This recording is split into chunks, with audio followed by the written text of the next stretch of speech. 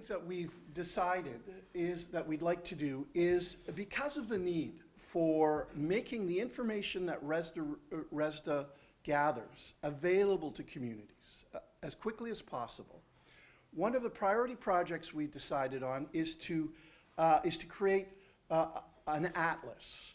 Now, we heard a bit earlier about some of the other atlas projects that have been going on, but this is basically a means of using a map, an internet-based map, to make information available to communities quickly on resource development. And so we hope to have Rajiv, who was here until yesterday, is helping us put together an atlas of Arctic resource development where we would have information on all the different resource development projects that are going on, some of the background information, some of the information on potential impact, some of the information on potential benefits, so that all communities would be able to access that quickly, to have that information. That was something that communities in Whitehorse, when we had our Whitehorse meetings, that's something that communities pointed out, that there's increasing demands for resource development in the north, and they can't wait for a long time to have this information. So the Atlas was one of our attempts to meet that demand from the communities. So that's something that we'll be doing.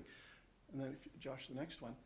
And then, based on the gap analysis and based on discussions with partners that we've been having since the gap analyses, we've come up with 14 key research questions that we'd like research to be done over the next 5 years.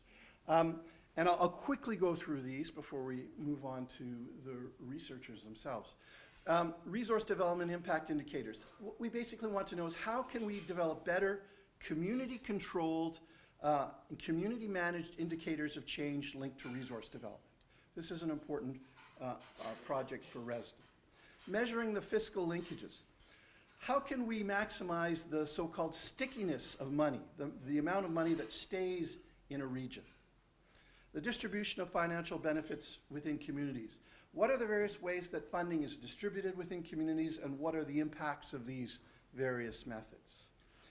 Social impacts and mitigation in northern communities. What are the main social impacts, and what are the best ways to mitigate social impacts of resource development in northern communities?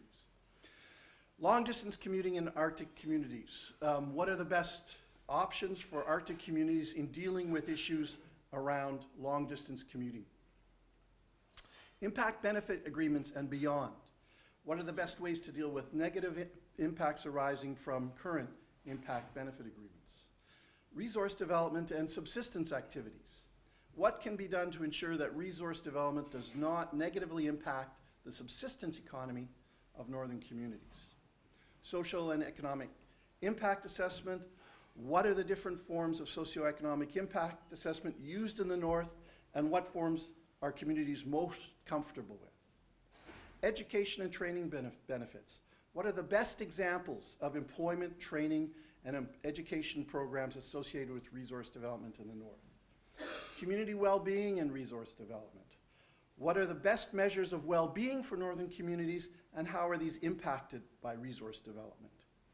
Traditional knowledge and resource development. What are the best examples of the use of traditional knowledge in the planning and monitoring of resource development?